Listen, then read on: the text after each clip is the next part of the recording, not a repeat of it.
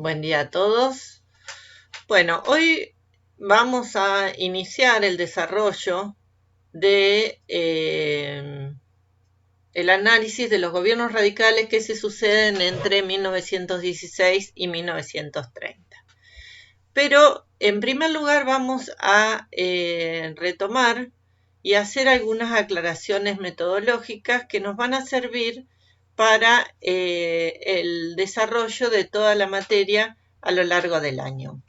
Ustedes vieron que en el desarrollo de la primera unidad analizamos la historia argentina durante el periodo del Estado oligárquico, diferenciando distintos planos analíticos.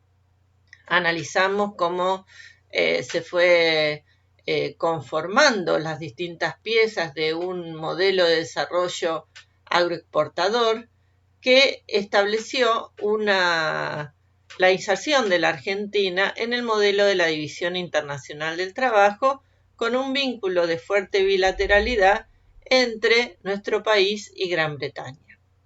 Analizamos también la conformación de la sociedad argentina a través de la inmigración de migrantes transoceánicos cuya llegada cambió la fisonomía de la sociedad local. Ese impacto tuvo múltiples repercusiones en la geografía, en las ciudades, en el mundo del trabajo e incluso en el debate público que analizamos especialmente respecto al tratamiento de lo que llamamos cuestión social. Y en la última clase analizamos también cómo este Estado oligárquico organizó el funcionamiento del sistema político.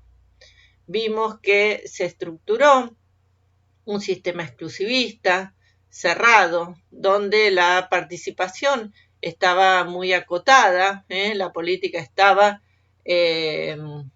restringida a unos pocos, donde si bien se hacían elecciones eran prácticamente una ficción porque los resultados estaban bastante controlados de antemano y había también mecanismos institucionales que controlaban la sucesión presidencial. Ese escenario va a modificarse sustancialmente con la sanción de la Ley Sáenz Peña de voto universal, secreto y obligatorio.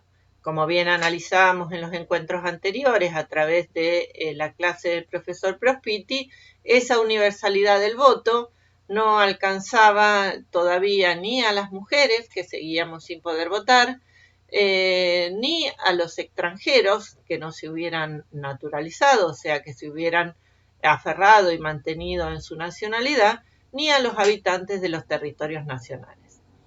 Sin embargo, la aplicación de esa ley, primero a modo de ensayo en las elecciones provinciales de 1912 en la provincia de Santa Fe, donde va a ganar una fórmula radical encabezadas por Menchaca y Caballero, se aplicará en 1916 y va a cambiar sustancialmente el panorama político. Aún en esas prescripciones constitucionales, la elección de presidente y vice era indirecta, en el sentido de que lo que los electores votaban era precisamente electores para un colegio electoral que así, reunidos en forma indirecta, digamos, no por el voto directo de los ciudadanos, sancionaban una fórmula presidencial de gobierno. Esa primera elección nacional, aplicando la ley Sáenz Peña en 1916, llevó en un triunfo bastante. Entonces, el primer dato significativo que vamos a tener en cuenta que la aplicación de la ley Sáenz Peña conllevó un cambio en el régimen político. Pero lo que es significativo, que este cambio de régimen no implica un cuestionamiento de la matriz fundamental de la dominación social. ¿Eso qué significa? Que el modelo de desarrollo agroexportador va a seguir vigente, incluso seguirá vigente, sufrirá algunos ajustes eh, por algo que va a repetirse en distintos momentos de la historia argentina, que es cómo determinados reajustes del funcionamiento del capitalismo internacional van a repercutir internamente. Y eso porque es así, porque efectivamente una economía periférica dependiente como la que se diseña en las postrimerías del siglo XIX en la Argentina va a estar fuertemente ligada, fuertemente atada a los avatares de lo que suceda en el mundo, y en especial en Gran Bretaña, que era nuestro principal país comprador. O sea, esos incentivos externos repercuten fuertemente en la economía argentina. Eso fue así en el siglo XIX, en el siglo XX y lo es actualmente en el siglo XXI. La ley electoral entonces lo que amplió fue el sistema de participación. Sin embargo, este proceso de democratización fundamental del sistema político tuvo resultados desiguales a nivel de las provincias. De alguna manera, las provincias demoraron el proceso de democratización y se mantuvieron, sobre todo a nivel comunal, municipal, algunas prácticas de la etapa anterior, formas de voto censitario, de voto calificado y obviamente también algunas prácticas de voto fraudulento. Como uno de los objetivos de la ley, se planteaba la conformación de un sistema político donde intervinieran distintos jugadores, para llamarlos de alguna manera, o sea, un sistema de partidos pluralista, competitivo, que diera la posibilidad de aunar distintas voces, distintas tendencias políticas, que de alguna manera, mediante el debate democrático, articulara consensos para las distintas políticas de gobierno. En ese sentido, la conformación de un sistema de partidos en esta primera experiencia democrática no fue muy satisfactoria, por diversos motivos. En primer lugar, quizás el propio radicalismo va a tener parte, digamos, de la responsabilidad. Ustedes vieron cómo ya a partir de 1889, 1890, el radicalismo va progresivamente a convertirse en el canal de expresión, de participación, de reunión de los disconformes de distinto origen. O sea, va a conformar un movimiento político de una base social bastante heterogénea, donde vamos a encontrar allí sectores de la élite que están de alguna manera marginados del acceso a los cargos públicos. Vamos a encontrar jóvenes universitarios que también desean participar en política y hacer allí una carrera. Vamos a encontrar grupos católicos disconformes con algunas de las leyes sancionadas por el gobierno de Juárez Celman. Y en el andar de ese largo proceso de desarrollo del radicalismo como fuerza política, entre 1890 hasta 1916, que es el momento en que estamos analizando en este momento, en esos 26 años, el radicalismo va a llevar adelante una serie de prácticas que implicarán intentos de toma del poder por la fuerza, o sea, insurrecciones cívico-militares entre 1890, 1893, 1905, todas revoluciones frustradas. Implementará también la práctica de la abstención, o sea, de no participar de las elecciones organizadas por la oligarquía como una forma de veto de cuestionamiento a los vicios del sistema, y practicará también lo que se conoce como la intransigencia, o sea, la negativa a pactar con el régimen, a negociar con el régimen, hasta tanto esa clase dirigente no llevar adelante un proceso de regeneración, de purificación, de refundación de las prácticas constitucionales y la política se saneara. En ese largo proceso de construcción como fuerza política, el radicalismo va a ir sufriendo muchas transformaciones. Es un periodo muy largo y sobre todo después de la frustrada revolución de 1905, empieza un proceso a partir del cual realmente empieza a convertirse en un partido político moderno. ¿Qué quiere decir esto? Un partido político que va a tener una amplia presencia territorial, primero en la gran provincia de Buenos Aires y progresivamente en otros distritos provinciales, en Santa Fe, en Entre Ríos, en Córdoba, pero progresivamente esa presencia geográfica va a ir dando al radicalismo el carácter de fuerza nacional. A la vez irá organizándose internamente en un sistema de representaciones ampliadas con comités locales, provinciales y nacionales, donde el radicalismo ejercite la práctica del debate y de la democracia interna. Sin embargo, esta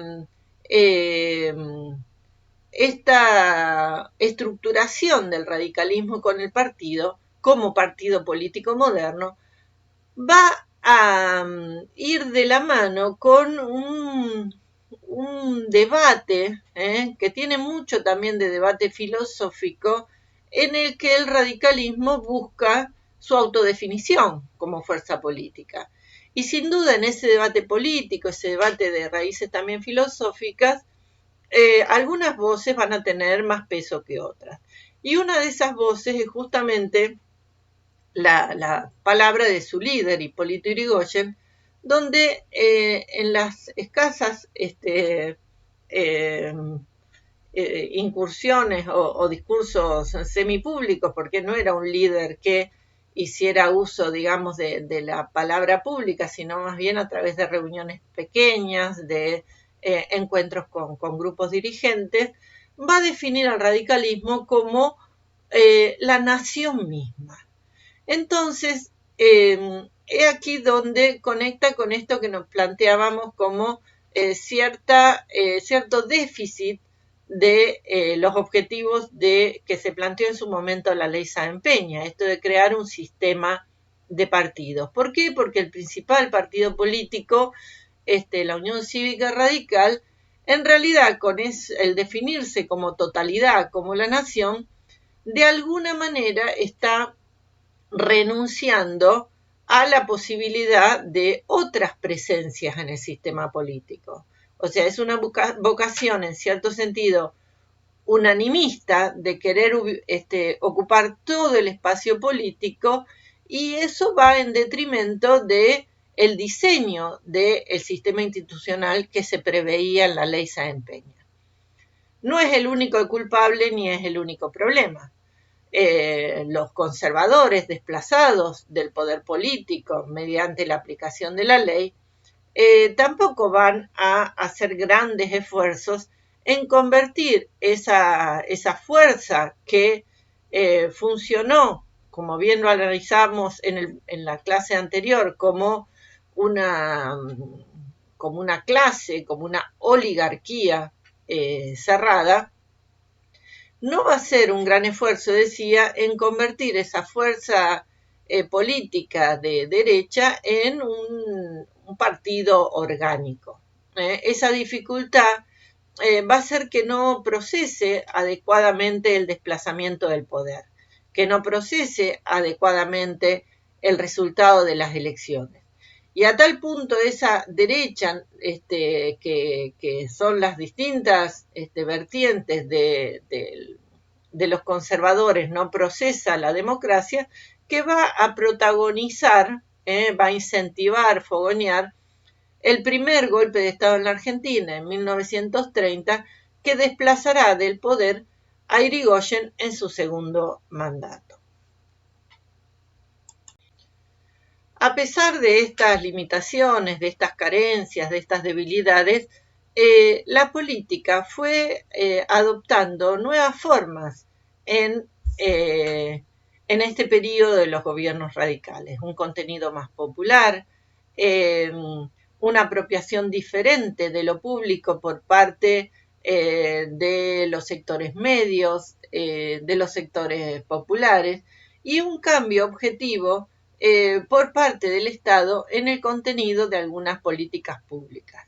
En especial, nos vamos a detener, no hoy, sino en una clase subsiguiente, en las innovaciones que el radicalismo, sobre todo en su vertiente irigoyenista, hizo de la cuestión social y de la cuestión obrera, donde vamos a reconocer también allí, en esas políticas públicas y en ese tratamiento de la cuestión social, algunos elementos innovadores, elementos que son de ruptura respecto de cómo se venía trabajando hasta ese momento, y elementos de continuidad, donde efectivamente esta mirada de la cuestión social como cuestión de orden va a seguir presente en algunos acontecimientos trágicos, como la semana de enero de 1919.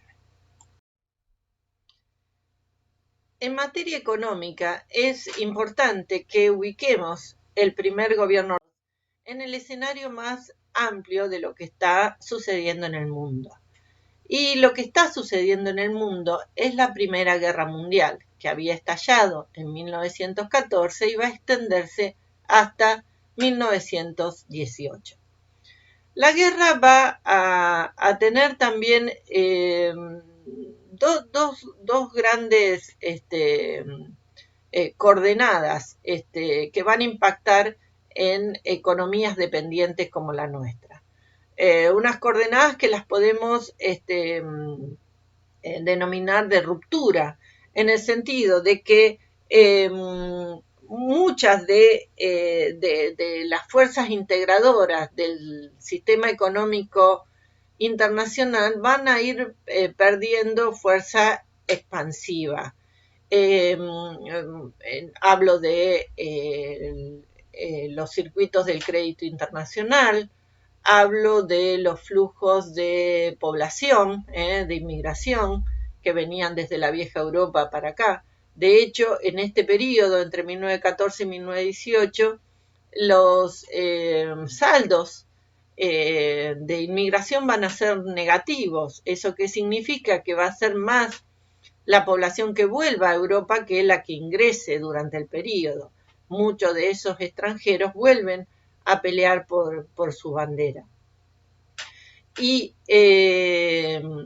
una tercera desaceleración, digamos, es el comercio internacional. O sea, pensemos que las potencias europeas, y en especial Gran Bretaña, que es con quien nosotros tenemos un vínculo más afín, va a estar muy involucrado en el esfuerzo de guerra. Entonces, ya no derivará inversiones hacia nuestro país y hacia Latinoamérica en general, y el contenido del comercio bilateral entre las dos naciones también va a verse resentido. Estas cuestiones que señalábamos en un primer momento son vistas como una interrupción temporal, ¿no?, de las inversiones, del movimiento de personas y de mercaderías. Sin embargo, hoy que tenemos la posibilidad de evaluar con posterioridad esos acontecimientos, vemos que ya muchas de esos fenómenos que la guerra pone en evidencia ya respondían a algunas tendencias previas a la guerra. Y que tiene que ver con el cambio en el equilibrio, ¿no?, de poderes en el sistema internacional, donde ya se había iniciado un declinio de Gran Bretaña como potencia hegemónica y la emergencia cada vez con más fuerza de Estados Unidos como la nueva potencia directriz del equilibrio de poder a nivel internacional. La guerra lo que inaugura entonces es un tránsito, digamos, entre el mundo anterior y el mundo que se viene.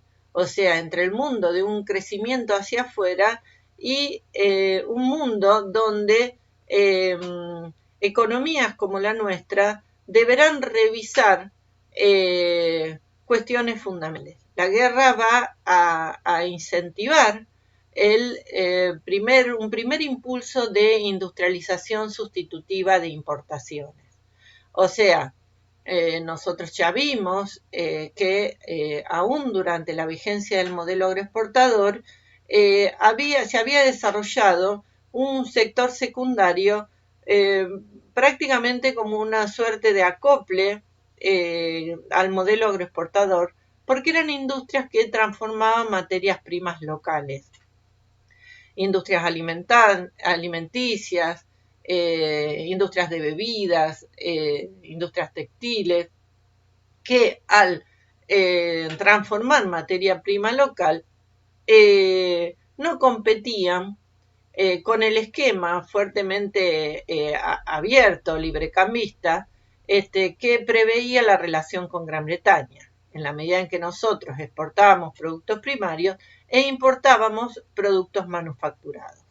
Pero las industrias que se desarrollaron entre fines del siglo XIX y principios del XX no eran competencia para los productos manufacturados que venían de la industria inglesa. Pero en este escenario donde Inglaterra va a dedicar todo su esfuerzo fabril a la maquinaria bélica para proveer, equipar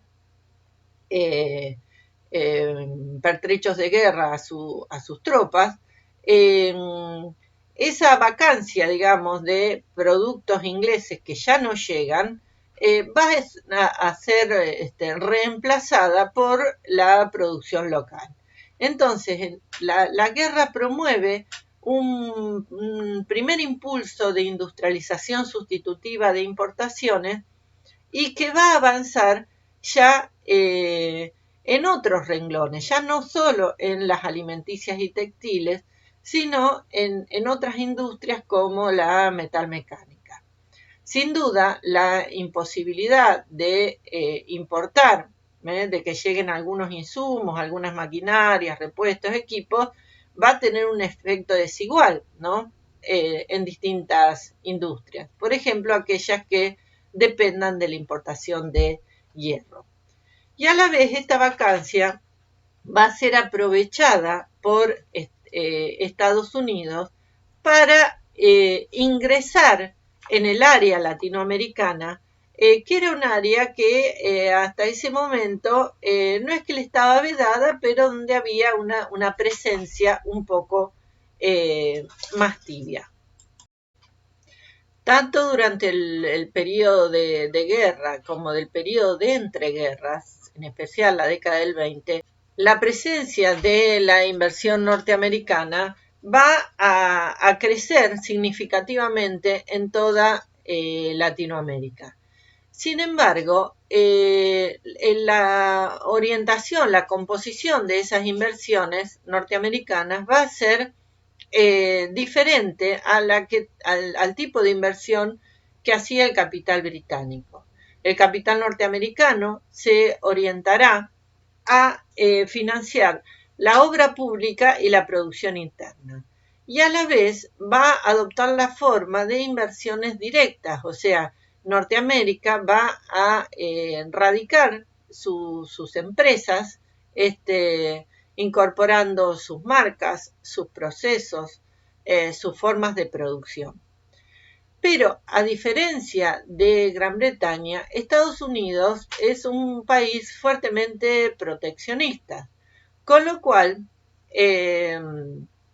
nuestras importaciones de origen norteamericano no podían ser saldadas a través de saldos exportables. ¿Por qué? Porque lo que produce Argentina, bienes primarios, es en buena medida lo mismo que produce Estados Unidos. O sea, en el intercambio del comercio exterior entre Argentina y Estados Unidos, no había posibilidad de reciprocidad de ida y vuelta como si tuvimos con el intercambio comercial con Gran Bretaña, donde exportábamos materia prima, importábamos productos manufacturados.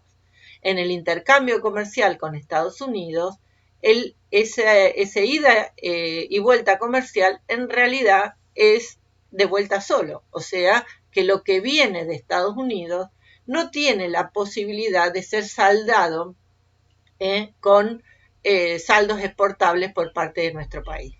Esto va a llevar a que el saldo de la balanza comercial sea crónicamente desfavorable para nuestro país. Esos saldos desfavorables van a demandar una permanente inyección de nuevas inversiones de capital y de alguna manera lo que va a ir fortaleciendo es una nueva forma de dependencia.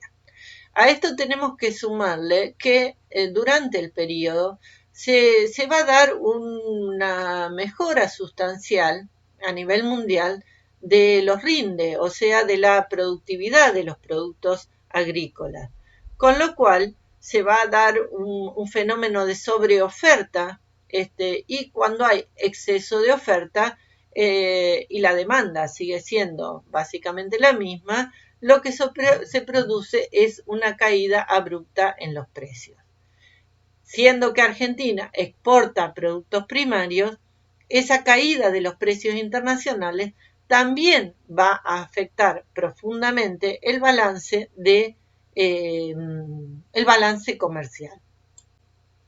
Terminada la guerra, Gran Bretaña va a intentar recuperar algunas de sus posiciones internacionales con escaso éxito, en especial porque Gran Bretaña tiene su estructura productiva bastante comprometida y especialmente tiene un serio problema con su moneda, con la libra, que aferrándose a una política ortodoxa va a aferrarse al patrón oro y para fortalecer su moneda aumentará las tasas de interés para atraer capitales hacia su mercado local. Esto va a ser un ingrediente más que dificulte las transacciones internacionales, porque de alguna manera lo que está ocurriendo es que los países adoptan barreras, aranceles, para proteger sus propias economías domésticas, pero que en conjunto van en detrimento de la fluidez del mercado internacional. A una economía tan dependiente como la nuestra, obviamente el accionar de las grandes potencias va a impactar de forma desigual. Retrotrayéndonos entonces un poquito hacia el primer momento del gobierno de Irigoyen, y pasando en limpio los efectos de la guerra sobre la economía argentina, vemos que lo que va a suceder es que la restricción en la importación de los productos manufacturados va a generar un encarecimiento de esos precios que va a impactar en el consumo. Los salarios reales van a tener una fuerte depreciación y si bien los saldos migratorios fueron negativos, esta emigración de población adulta masculina no alcanzó como para evitar también fuertes niveles de desocupación. O sea, en un conjunto de recesión, inflación y desocupación, el clima social en la primera etapa del gobierno de Irigoyen estuvo muy enrarecido. Y en especial, en el contexto de un gobierno democrático, las demandas de la población aparecían con la posibilidad de expresarse mucho más abiertamente. Entonces, estas son algunas de las cuestiones que van a enmarcar el desarrollo de la cuestión social y de la cuestión obrera durante el primer gobierno de Irigoyen.